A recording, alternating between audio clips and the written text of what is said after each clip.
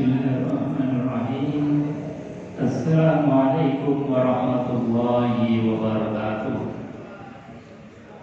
Bismillahirrahmanirrahim. La hawla wa la quwwata illa billahil aliyyil azim. Rabbi ishrah li sadri wa yassir li amri wa hlul 'uqdatam min lisani yafqahu qawli. Amma ba'd. Wa ta'ala fi kitamil karim wa asdaqul qailin. A'udzu billahi as-sami'il 'alim minasyaitonir rajim. Bismillahirrahmanirrahim. Ya ayyuhalladzina amanu taqullaha haqqa tuqatih wa la tamutunna illa wa antum muslimun. Shadaqallahu 'azim wa shadaqa rasulul karim wa nahnu 'ala dzalika minasyahidin walhamdulillahi rabbil alamin. Hadirin jamaah kajian Qobliyah Iftar Masjid Al-Azhar, ikhwan akhwat yang dimuliakan Allah Subhanahu wa taala. Sebenarnya hari ini kita akan mengkaji beberapa ayat dalam Al-Qur'anul Karim yang menjadi pelajaran bagi kita. Dalam sebuah ayatnya Allah Subhanahu wa taala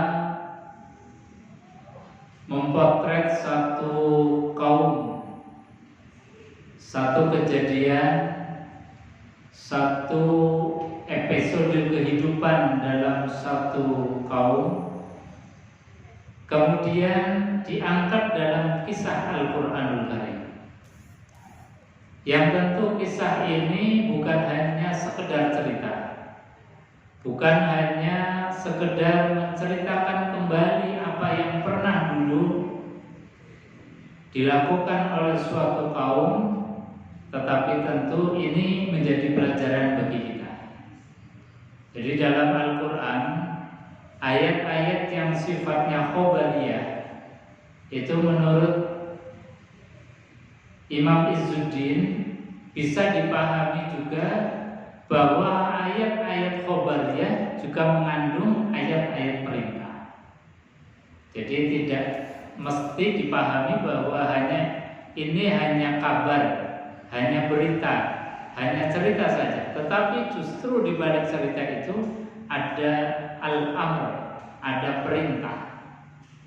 Misalnya dalam ayat-ayat yang sifatnya khobariyah, misal Allah berfirman di dalam Al-Qur'anul Karim, la yamassuhu illal mutahharun. Tidaklah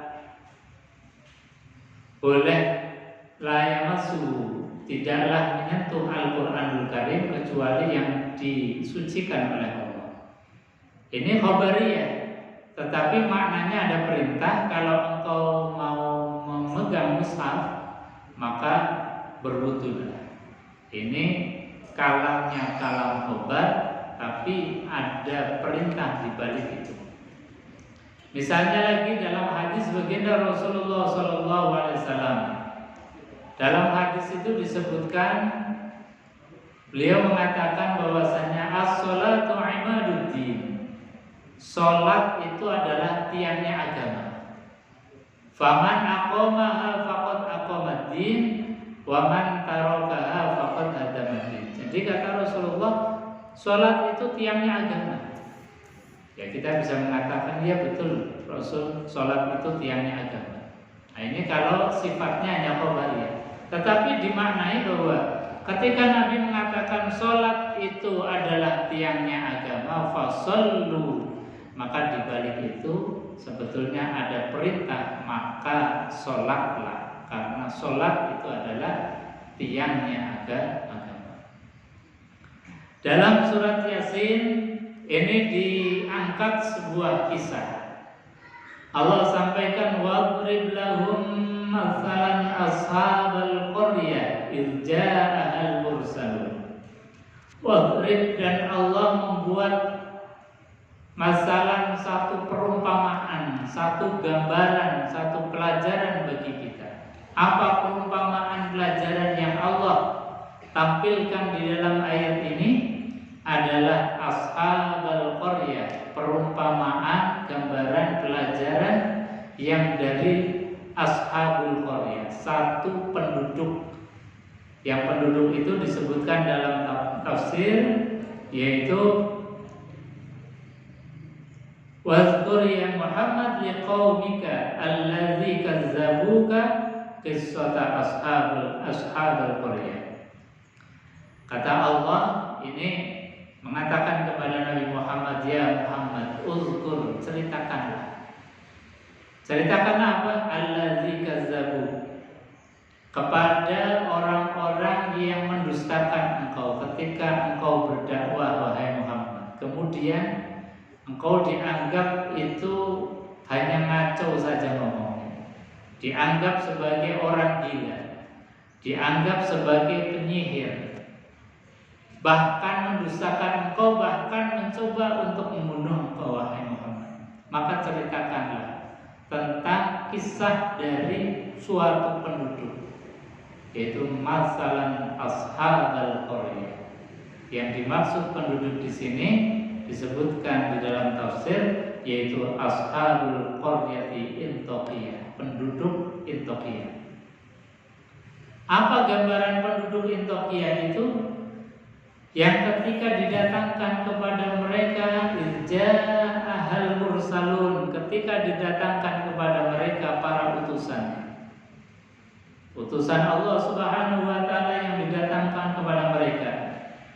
Yang dimaksud adalah utusan yang diutus oleh Nabiullah Isa alaihissalam. Jadi utusan yang di sini maksudnya bukan nabi, tetapi murid-muridnya Nabiullah Isa diutus untuk berdakwah di suatu kaum, di suatu negeri namanya Intokiyah, yang ketika dia itu diseru, diajak, dia malah mendustakan para pembawa risalah ini, pembawa dakwah tauhid ini.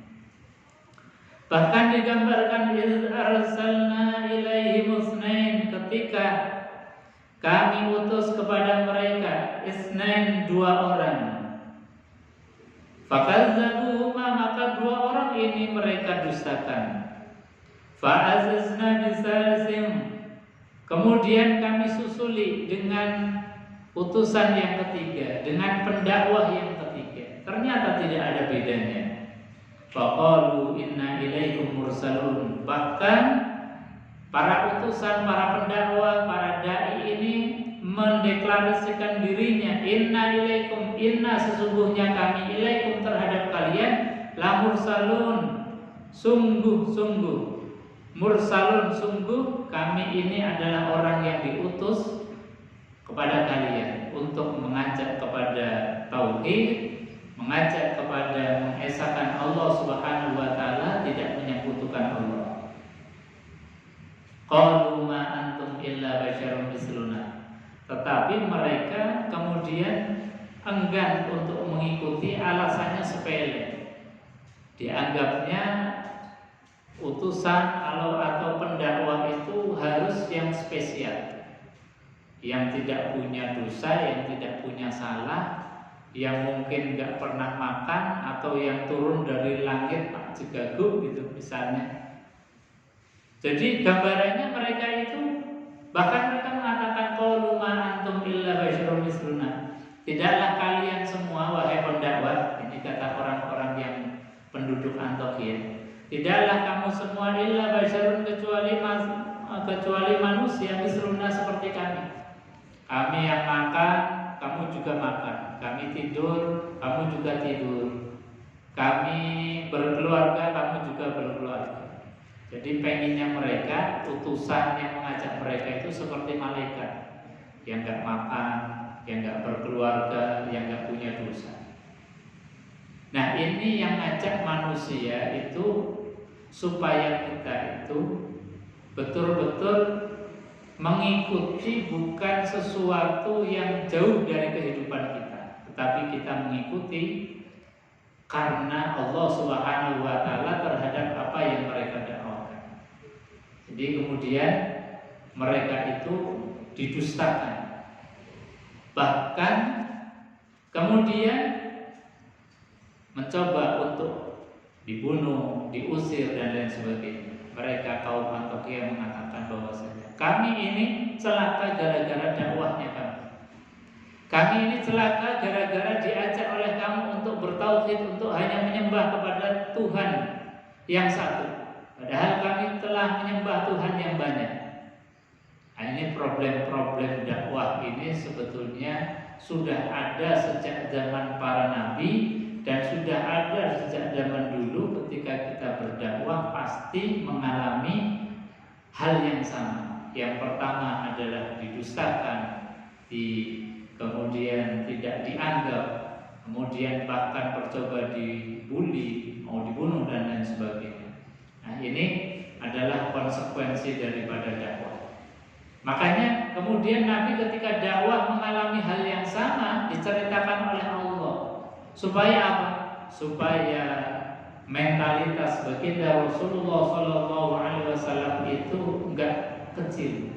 Supaya mentalitas Rasulullah dalam berdakwah itu senantiasa besar, bahwasanya berdakwah itu bukanlah hal yang kemudian mendapatkan sesuatu yang enak-enak saja, tetapi pasti siapapun yang berdakwah akan mengalami hal-hal yang sama seperti yang terjadi pada orang-orang yang terdahulu, pada nabi-nabi yang terdahulu, pada rasul-rasul terdahulu.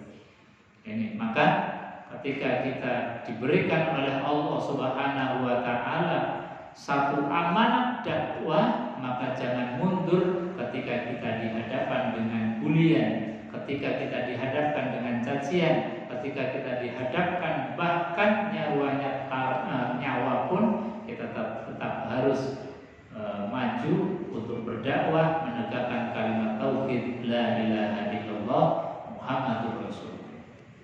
Jadi maknanya apa? Kalau kita tadi menilik daripada ayat ini memang sifatnya khobariyah, hanya cerita. Tetapi mengandung perintah bahwasanya setiap kita yang diberikan amanah ilmu harus berdakwah. Setiap kita yang diberikan pemahaman tauhid harus didakwahkan tauhid kita. Setiap kita yang punya hati Islam, hati iman harus didakwahkan kepada orang lain. Ini perintahnya. Jadi meskipun sifatnya hanya khobariyah, tapi di situ disuruh kita tetap berdakwah. Ketika kita bertauhid, maka akidah tauhid kita harus kita dakwahkan kepada orang lain. Ketika kita beragama Islam dan kita yakin bahwa inna dina 'indallahil Islam, bahwa agama yang benar yang diridhoi Allah hanya Islam, maka kita wajib untuk mendakwahkan kebenaran Islam kepada siapapun.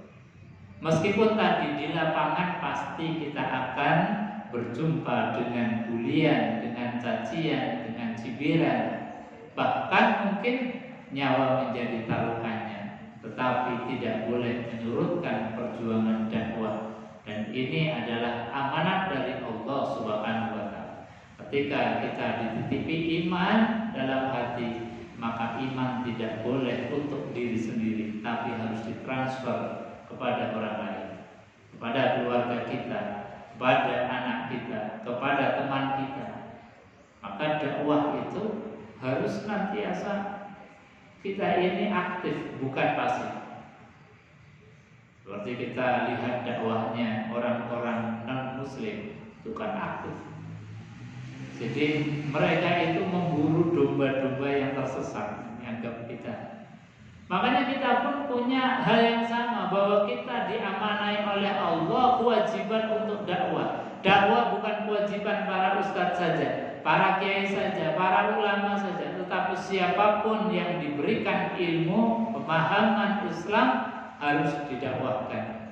Makanya baginda Rasulullah SAW menyampaikan balighu anni walau ayat, sampaikanlah dariku meskipun itu hanya satu ayat. Kita paham satu ayat, dakwahkan satu ayat tentang yang kita paham. Kita pahamnya bismillahirrahmanirrahim, dakwahkan bismillahirrahmanirrahim, itu saja sudah dahsyat.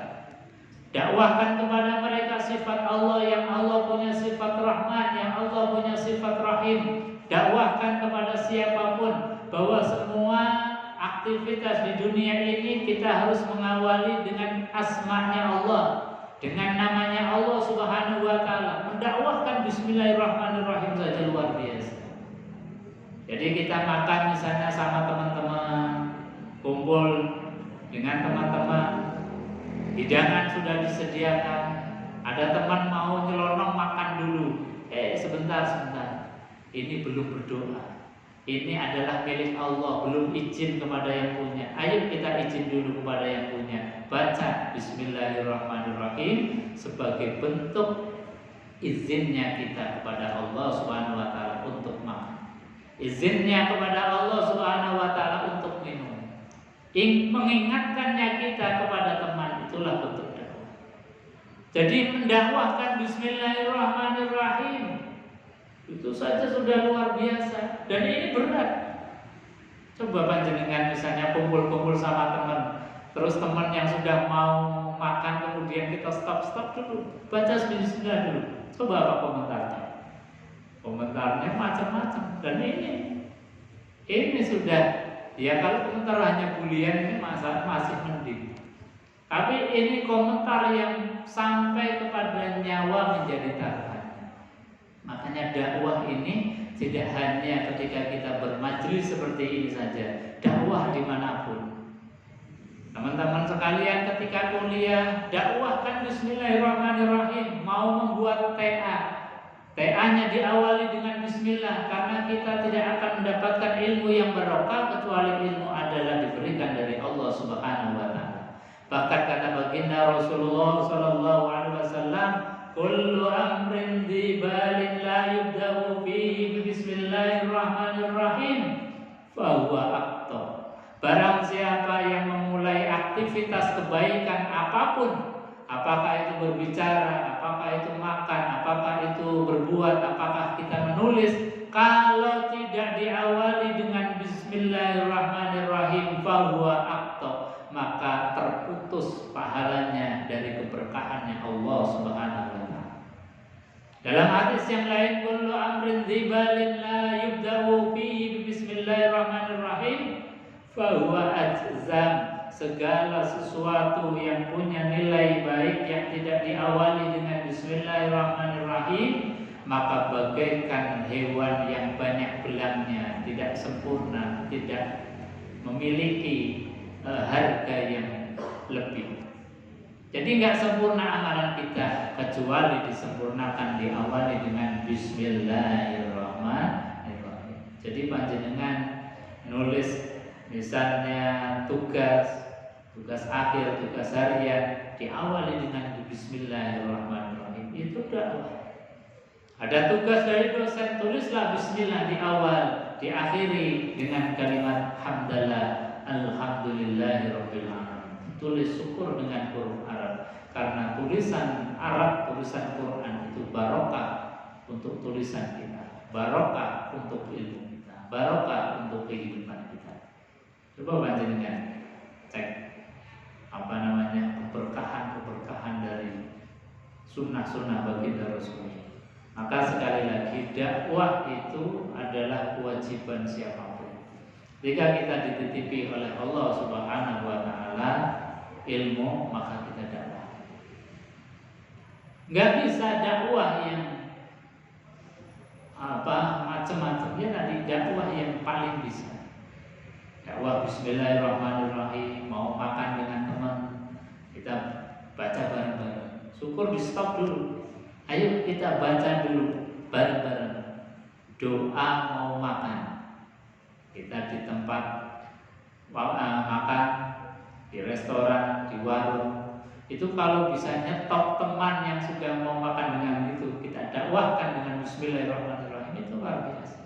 Setiap kita misalnya yang hadir ini mampu mendakwahkan bismillahirrahmanirrahim saja, ini sudah luar biasa.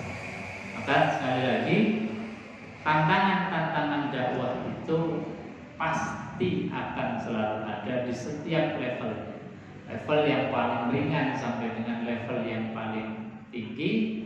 Yang paling ringan, paling mungkin penolakan, dianggap sebagai sok alim, sok pintar dan lain sebagainya, dibully oleh teman. biasa. Tapi kita dakwah mengajak itu sudah merupakan ibadah yang luar biasa. Dan artinya apa? Artinya kita sudah mengemban amanat dari Allah Subhanahu wa ta'ala. Dan mafhum mukhalafahnya, kalau kita tidak mau dengan berdakwah, kita tahu tapi diam. Temannya makan belum bismillah, kita diam. Berarti kita sedang khianat terhadap amanatnya Allah Subhanahu wa ta'ala. Jadi mafhum mukhalafahnya amanat itu kan berarti khianat. Kalau amanat berarti kita menyampaikan kebenaran, mengajak kebenaran. Kalau kemudian ada kebenaran kita diam, kebenaran kita abaikan, kebenaran kita kemudian tidak sampaikan, kita tidak dakwahkan, maka berarti saat itu kita sedang berkhianat terhadap amanat kebenaran dari Allah Subhanahu wa ta'ala. Jadi pilihannya cuma itu. Jadi konsekuensi logis orang yang berilmu yang menyampaikan ilmu kita.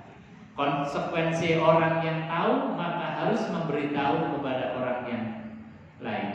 Konsekuensi orang yang lagi ingat harus memberitahu kepada orang yang lagi lupa. Seperti tadi, kelihatannya remeh biasa. Kita kan sering makan-makan bareng sama teman. Teman lagi enak-enaknya mau makan saja. Stop dulu, bismillah dulu. Ya sambil canda nggak apa-apa. Itu diantara metodologi kita dalam menyampaikan supaya nggak terlalu vulgar. Ya kita sambil canda, tapi canda yang serius dalam bercanda dan bercanda di dalam keseriusan. Nah, ini hanya metodologi dakwah saja supaya apa yang kita dakwahkan sampai. Jangan sampai kemudian kita serius tetapi justru orang yang kita dakwahi mental, dia menolak, maka butuh pendekatan dakwah. Maka sekali lagi pilihannya dua.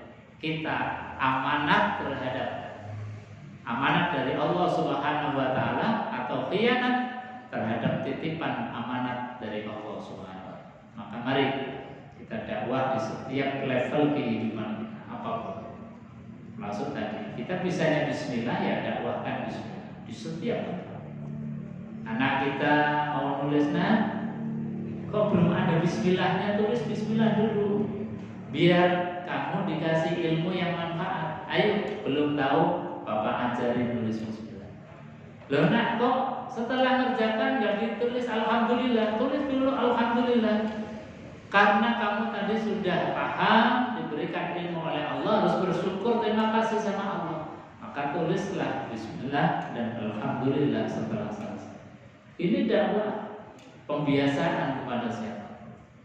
Kita mau naik kendaraan, supirnya belum berdoa, atau kita jadi supir, ajak semua yang ada di mobil kita, ayo sebelum jalan baca bismillah dulu, karena ini kendaraan adalah kendaraan milik Allah. Ini bumi yang akan kita jelajahi, akan kita lewati, ini buminya Allah. Allah nggak rela kalau nggak izin terlebih dahulu.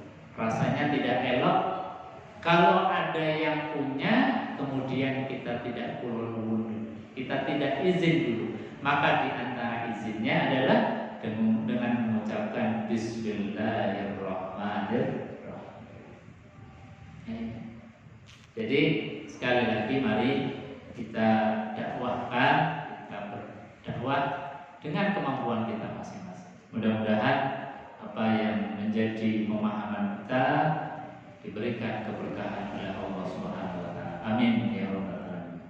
Sebelum saya tutup, mungkin ada pertanyaan yang mau menambahkan, silakan.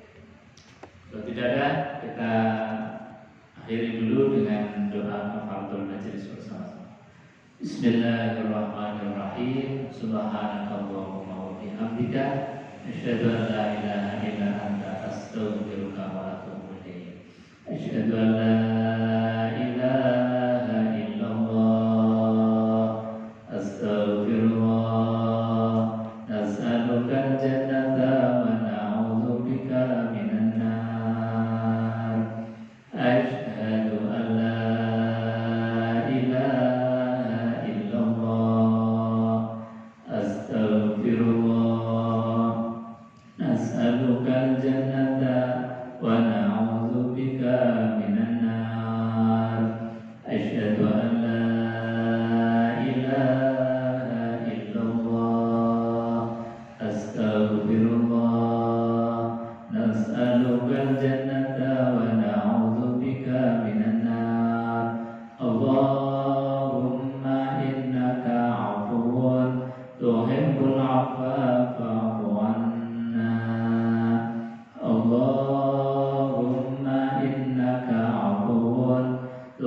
tuhibbul afwa fa'fu anna. Allahumma innaka afuwun tuhibbul afwa fa'fu anna ya karim. Assalamualaikum warahmatullahi wabarakatuh.